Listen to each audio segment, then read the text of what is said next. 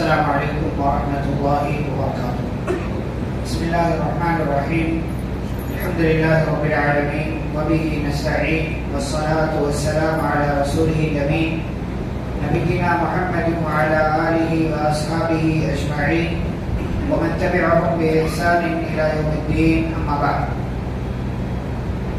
آج کی اس مجلس میں ہم تذکرہ کریں گے امام ترمذی رحمہ اللہ کا.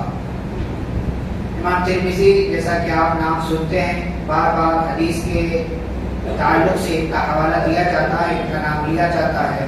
تو امام ترمذی رحمہ اللہ کون تھے اور انہوں نے کیا کام کیا، اس حوالے سے چند بات ہے. سب سے پہلے ان کا نام، ان کا خاندان کیا ہے. ابو عیسیٰ ان کی کنیت ہے اور ان کا نام محمد ہے. ابو عیسیٰ محمد بن عیسیٰ بن ثورہ بن موسیٰ بوغی ترمذی. ان کی تین نسبتیں ہیں، ایک سلمی، دوسرا بوغی، تیسرا ترمذی. سلمی بنو سلیم کی بنو سلیم قبیلے سے تعلق رکھتے تھے، اسی کی ایک شاخ تھی، اسی سے تعلق رکھتے تھے، اس لیے سلمی کہا جاتا ہے. اور جس علاقے میں پیدا ہوئے اسے بوغ اس کا نام تھا، اس کی طرف نسبت کرتے ہوئے بوغی کہا جاتا ہے. اور جس شہر میں پیدا ہوئے اس شہر کا نام ترمذ تھا. اس شہر کا نام ترمذ تھا، جو آج کے زمانے کے حساب سے، میپ کے حساب سے آپ اگر دیکھیں تو ازبکستان نام کا جو ملک ہے، علاقہ ہے، اسی کا ایک شہر ہے ترمذ. اسی شہر میں امام ترمذی رحمہ اللہ پیدا ہوئے اور اسی نسبت سے ان کو ترمذی کہا جاتا ہے. ولادت پیدا کب ہوئی ہے حضرت امام ترمذی رحمہ اللہ؟ کئی ایک اقوال ہے، لیکن 209 ہجری کی زیادہ معتبر ہے. 209 ہجری میں پیدا ہوئے، جیسا کہ میں نے کہا ترمذ کے ایک گاؤں بوغ میں. اور جب بڑے ہوئے، 11 سال کی لگ بھگ عمر ہوئی، تو علم حاصل کرنا شروع کیا اور اپنے علاقے کے جو علماء تھے ان سے علم حاصل کیا. اور جب عمر بڑی ہوئی، 25-26 سال کی عمر پہنچی 235 ہجری میں، تو مختلف علاقوں کا سفر کیا تاکہ اس زمانے کے جو بڑے بڑے ائمہ، محدثین اور علماء تھے ان سے ملاقات کی جائے اور علم حاصل کیا جائے. اسی مقصد کے تحت مکہ، مدینہ، عراق، جزیرہ اور بصرہ، خراسان کے مختلف علاقوں کا دورہ کیا. مصر اور شام، یہ دو علاقے جو بڑے علاقے تھے کسی وجہ سے نہیں جا سکے. اور بعض لوگوں نے کہا ہے کہ بغداد بھی نہیں گئے. اگر بغداد گئے ہوتے تو امام احمد بن حنبل سے ملاقات ہوئی ہوتی، لیکن امام احمد بن حنبل سے ان کی ملاقات ثابت نہیں ہے. اس لیے بظاہر یہ لگتا ہے کہ بغداد نہیں گئے. گئے ہوتے تو امام احمد بن حنبل سے ملاقات ہوئی ہوتی. اور بعض لوگوں نے کہا ہے کہ امام احمد کے انتقال کے بعد امام ترمذی رحمہ اللہ بغداد گئے تھے. بہرحال دو طرح کی باتیں. اور مختلف علاقوں کا، شہروں کا، ملکوں کا دورہ کرنے کے بعد مختلف اساتذہ اور محدثین سے ملاقات جو کیا، تو 220 ہجری سے علم کا آغاز کیا تھا، حاصل کرنے کا کی شروعات کی تھی. اور یہ سلسلہ چلتے چلتے جب اپنی آخری پڑاؤ تک پہنچا تو 200 سے زائد اساتذہ سے انہوں نے علم حاصل کیا. 200 سے زائد اساتذہ سے انہوں نے علم حاصل کیا تھا. اس سے آپ ان علماء کا شوق، ان کا ذوق، ان کی محنت، دین کے تعلق سے، علم کے تعلق سے ان کی لگن، ان کا جذبہ کیا تھا، آپ اس سے اندازہ لگا سکتے ہیں. امام ترمذی رحمہ اللہ نے کن کن اساتذہ سے علم حاصل کیا، پوری تفصیل جیسا کہ میں نے کہا 200 سے زائد اساتذہ ہیں، لیکن مشہور اساتذہ امام بخاری، امام ابو داؤد، ان دونوں کا تذکرہ کیا جا چکا. اسحاق بن راہویہ، محمد بن بشار بندار وغیرہ، یہ سارے کے سارے امام ترمذی رحمہ اللہ کے اساتذہ میں سے ہیں. امام بخاری رحمہ اللہ سے خصوصی استفادہ کیا ہے، خصوصی علم حاصل کیا ہے حضرت امام ترمذی رحمہ اللہ نے. یعنی امام بخاری رحمہ اللہ امام ترمذی رحمہ اللہ کے خاص استاد ہیں، لیکن استفادے کے دوران بہت فائدہ اٹھایا امام ترمذی رحمہ اللہ نے امام بخاری رحمہ اللہ سے. لیکن امام بخاری رحمہ اللہ نے بھی امام ترمذی رحمہ اللہ سے بہت فائدہ اٹھایا. بلکہ ایک موقع سے استاد اپنے شاگرد سے کہتے ہیں کہ امام بخاری رحمہ اللہ اپنے شاگرد امام ترمذی رحمہ اللہ سے کہتے ہیں من تفعت بک اکثر ممن تفعت بی. کہنے لگے کہ جتنا میں نے تم سے فائدہ اٹھایا ہے وہ کہیں زیادہ ہے اس فائدے سے جو تم نے مجھ سے اٹھایا. یعنی میرا فائدہ جو تم سے ہوا ہے وہ بہت زیادہ ہے. تم نے مجھ سے کم فائدہ اٹھایا لیکن میں نے تم سے کہیں زیادہ فائدہ اٹھایا ہے. یہ استاد اپنے شاگرد سے کہہ رہے ہیں. یہ گویا کہ امام بخاری رحمہ اللہ کا تو مقام تھا, یہ دنیا جانتی تھی, لیکن امام ترمذی رحمہ اللہ کی عظمت کا, ان کے مقام کا, ان کے علم کا اعتراف کرتے ہوئے امام بخاری رحمہ اللہ نے جملہ کیا کہ کہا کہ میں نے تم سے بہت زیادہ فائدہ اٹھایا ہے اور میں نے تم سے بہت زیادہ استفادہ کیا ہے.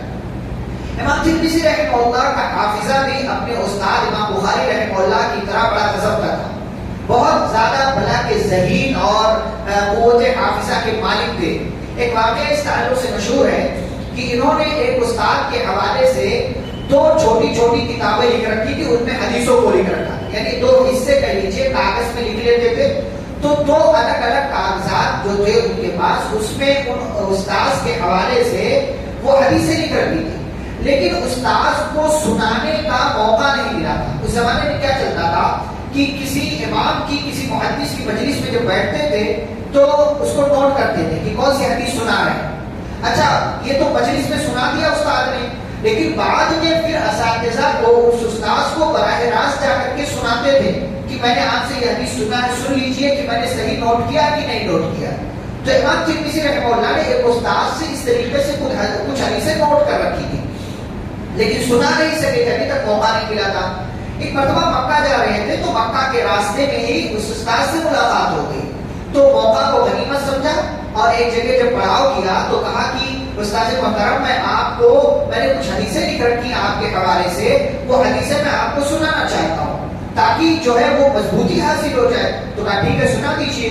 اب امام ترمذی رحمہ اللہ نے اپنے سامان میں سب چیک کیا تو دیکھا کہ وہ کاغذ تو ہے ہی نہیں جس پہ لکھا ہوا تھا. اب وہ کسی نے چوری کر لیا, کہاں غائب ہو گیا, کہاں رکھ دیا اللہ والا, لیکن دیکھا کہ ان کے سامان میں وہ کاغذ ہے ہی نہیں. تو ان کی دماغ میں کچھ سمجھ میں نہیں آ رہا تھا کہ کیا کیا جائے. بہرحال انہوں نے 2 کاغذ یا کچھ کاغذات اٹھا لیے جو سادہ تھے, یعنی سادہ پیپر, پلین پیپر اٹھا لیا اور لا کر کے استاد کے سامنے بیٹھ گئے. اب استاد نے حدیث سنانا شروع کر دیا. استاد نے حدیث سنانا شروع کر دیا. اب جب حدیث سنانا شروع کیا تو امام ترمذی رحمہ اللہ غور سے سن رہے, لیکن استاد کی نظر اچانک پڑ گئی کہ جو کاغذ ان کے سامنے رکھا ہوا ہے اس میں تو کچھ نہیں لکھا, اس میں کچھ نہیں لکھا. تو انہوں نے کہا تم مجھے بیوقوف بنا رہے ہو, یہ عجیب سی حرکت ہے, مذاق کر رہے ہو میرے ساتھ. یعنی حدیث سننے کے لیے میرے پاس آئے تھے اور تمہارے پاس تو لکھا ہوا ہی نہیں ہے, تو تم کیسے حدیث سن رہے ہو, کیسے پتا چلے گا کہ تم نے صحیح نوٹ کیا کہ نہیں نوٹ کیا جبکہ لکھا ہی نہیں ہے تم نے. تو امام ترمذی رحمہ اللہ نے معذرت کرتے ہوئے کہا دراصل میرا سامان غائب ہو گیا ہے, اور جتنا لوگوں کو لکھا ہوا یاد ہوتا ہے, یعنی لکھا ہوا جتنا محفوظ سمجھا جاتا ہے, اس سے کہیں زیادہ حفاظت کے اعتبار سے میرے ذہن میں وہ ساری حدیثیں موجود ہیں. یعنی لوگوں کو لکھ کر کے جو محفوظ لوگ کرتے ہیں نا, اس سے زیادہ کہیں میں یاد کر کے محفوظ کر لیتا ہوں. کہا اگر آپ کو میری بات پر اعتبار نہ ہو تو آپ کچھ اور حدیثیں مجھے سنا دیجیے. تو استاد نے اور کئی حدیثیں سنائی جو مطلب ان کو نہیں معلوم کہ امام ترمذی رحمہ اللہ. اب وہ حدیثیں 40 حدیثیں انہوں نے سنائی اس مجلس میں. اب جب 40 حدیثیں سنا کر کے فارغ ہوئے تو امام ترمذی رحمہ اللہ سے کہا سناؤ. امام ترمذی رحمہ اللہ نے فٹافٹ وہ 40 حدیثیں سنا دی.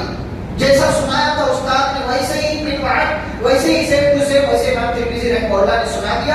تب جا کر کے استاد نے کہا ما رأیت مثل احد, میں نے تم جیسا کسی اور کو نہیں دیکھا, میں نے تم جیسا کسی اور کو نہیں دیکھا. یعنی ایک ہی مجلس, ابھی میں نے 5 منٹ آپ کے سامنے کیا بولا, ساری باتیں میں پوچھوں تو کوئی نہیں بتا پائے گا, کوئی نہیں بتا پائے گا, لیکن 40 حدیثیں اسی ایک مجلس میں استاد نے سنائی اور امام ترمذی رحمہ اللہ نے من وعد ویسے ہی سیم ٹو سیم بالکل ویسے ہی ساری کی ساری حدیثیں سنا دی.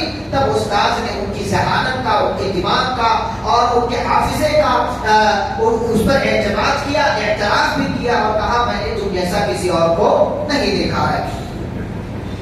حضرت امام ترمذی رحمہ اللہ کا مقام عبادت اور زہد و تقویٰ میں بہت زیادہ عبادت کرتے تھے, بہت زیادہ اللہ سے جڑے ہوئے تھے. اور یہاں تک کہ علماء نے لکھا ہے کہ اتنا زیادہ روتے تھے عبادت کرتے ہوئے کہ جب بڑی عمر کے ہوئے تو رونے کی وجہ سے ان کی آنکھوں کی بینائی چلی گئی. اتنا زیادہ روتے تھے اللہ کو یاد کر کے, عبادت کرتے ہوئے, دعائیں کرتے ہوئے کہ رونے کی وجہ سے ان کی آنکھیں خشک ہو گئی اور پھر اسی چکر میں ان کی بینائی بھی چلی گئی بڑی عمر کے بعد. لوگوں نے کہا بچپن سے نابینا تھے لیکن یہ بات درست نہیں ہے, بڑے ہوئے تو اسی رونے کی وجہ سے امام ترمذی رحمہ اللہ بینائی سے محروم ہو گئے.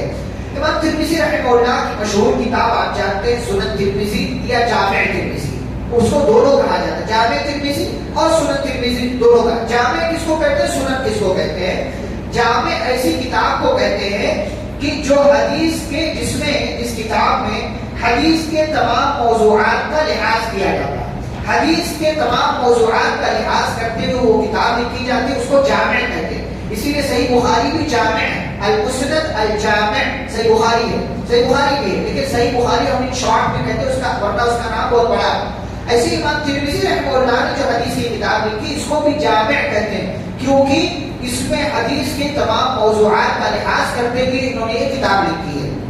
ساتھ ہی ساتھ ان کی اس کتاب کو جو حدیث کی کتاب لکھی ہے اس کو سنن ترمذی بھی کہتے ہیں. اب سنن کس کتاب کو کہا جاتا ہے, یعنی ایسی حدیث کی کتاب جس میں فقہی ابواب کے لحاظ سے, یعنی پہلے کتاب الطہارہ, پھر جو ہے کتاب الوضو, یا اس کے بعد مطلب اسی سے ریلیٹڈ ساری چیزیں ہوتی ہیں, طہارت کا بعد پھر وضو کا, پھر غسل کا, پھر اس کے ساتھ اور مسائل, پھر نماز کے اوقات کا, پھر نماز کا, پھر ایسے ایسے جو ایک ترتیب ہوتی ہے فقہ کے اعتبار سے. تو فقہی ابواب کے اعتبار سے جو کتابیں لکھی جاتی ہیں ان کو سنن کہا جاتا ہے. امام ترمذی رحمہ اللہ کی یہ کتاب حدیث کے تمام موضوعات کے لحاظ سے بھی لکھی گئی ہے اور فقہی ابواب کی ترتیب پر بھی لکھی گئی ہے, اس لیے اس کو جامع ترمذی بھی کہتے ہیں اور اس کو سنن ترمذی بھی کہا جاتا ہے.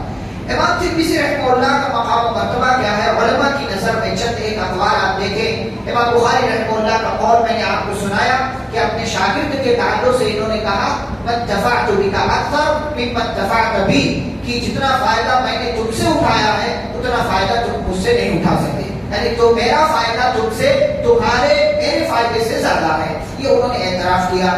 ایسے ہی امام سمعانی رحمہ اللہ فرماتے ہیں کہ امام ترمذی رحمہ اللہ بلا کسی کے اختلاف کے اپنے زمانے کے ایک امام تھے اور اماموں میں سے ایک تھے, امام ترمذی رحمہ اللہ. امام ابن خلکان رحمہ اللہ فرماتے ہیں کہ امام ترمذی رحمہ اللہ ان حدیث کے اماموں میں سے ہیں, حدیث کے ان ائمہ میں سے ہیں جن کی اقتدا کی جاتی ہے, جن کی حدیثوں کو لیا جاتا ہے, جن کے سامنے بیٹھا جاتا ہے, جن کی باتوں کو سنا جاتا ہے. ان اماموں میں سے ایک امام امام ترمذی رحمہ اللہ بھی ہیں.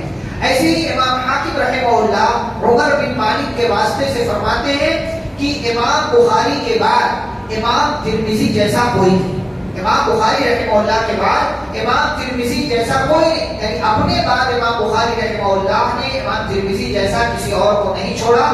یہ اعتراف ہے امام حاکم رحمہ اللہ کا عمر بن مالک رحمہ اللہ کے واسطے سے یا عمر بن مالک کے واسطے سے. ایسے ہی امام ابن عمان حنبلی فرماتے ہیں کہ ہم عصروں میں, امام ترمذی رحمہ اللہ جس زمانے میں تھے, جس دور میں تھے, اس دور میں امام ترمذی رحمہ اللہ کا تمام لوگوں میں ایک واضح مقام تھا اور کسی بھی بات کو, حدیث کو حفظ کرنے کے معاملے میں, اسے دماغ میں سیو رکھنے کے معاملے میں اور اس کو دوسروں کو سنانے کے معاملے میں ان کی کوئی مثال نہیں تھی. اور وہ اپنے زمانے میں سے ایک ان لوگوں میں سے تھے کہ جن کا حافظہ بہت مضبوط تھا اور وہ اللہ کی نشانیوں میں سے ایک نشانی تھے, اللہ کی نشانیوں میں سے ایک نشانی تھے.